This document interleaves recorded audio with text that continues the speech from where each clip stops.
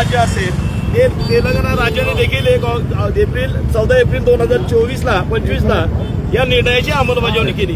जवळजवळ हा निर्णय होऊन 15 महिने पूर्ण झालेले आहेत। मात्र ज्या महाराष्ट्राला आम्ही पुरोगामी राज्य म्हणतो, ज्या महाराष्ट्राला आम्ही फुले शाहू आंबेडकरांचं राज्य म्हणतो, ज्या महाराष्ट्राला आम्ही साधू संतांची भूमी म्हणतो, या महाराष्ट्राच्या सरकारला या निर्णयाची अंमलबजावणी करायला या ठिकाणच्या उपेक्षितांना न्याय देण्यासाठी 15 महिन्याचा कालावधी का लागतो? आज महाराष्ट्राची ओळख संपूर्ण देशामध्ये जगामध्ये पुरोगामी आणि फुले शाहू आंबेडकरांचं राज्य आहे। मग या राज्यामध्ये एवढा अन्याय का?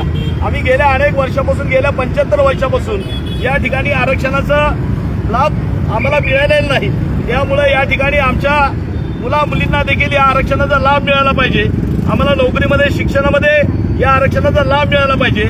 ही मागणी घेऊन सातत्याने लवजी शक्ती सेना आणि या राज्यातल्या उपेक्षित जाती या सातत्याने रस्त्यावरचा लढा देत असताना शेवटी सर्वोच्च न्यायालयाने हा निर्णय दिलेला आहे।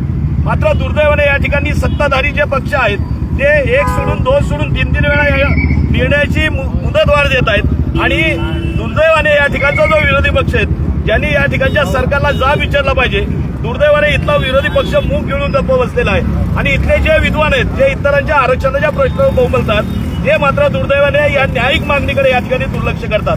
त्यामुळं दिनांक 2 तारखेपासून मुंबई ते नागपूर राजधानी ते उपराजधानी ही सुरू झालेली आरक्षण क्रांती महापदयात्रा आज या अकोला या पुण्यनगरीमध्ये, या मूर्तिजापूरमध्ये या ठिकाणी दाखल झालेली आहे। या आपल्या चॅलेंजच्या माध्यमातून मी सरकारला, शासनाला विनंती करेन की या समाजाने आपल्याला भरभरून मताचं दान दिलेलं आहे आणि या मताच्या दानेवरती आपण या ठिकाणी राज्यातली सत्ता या ठिकाणी उपभोगता।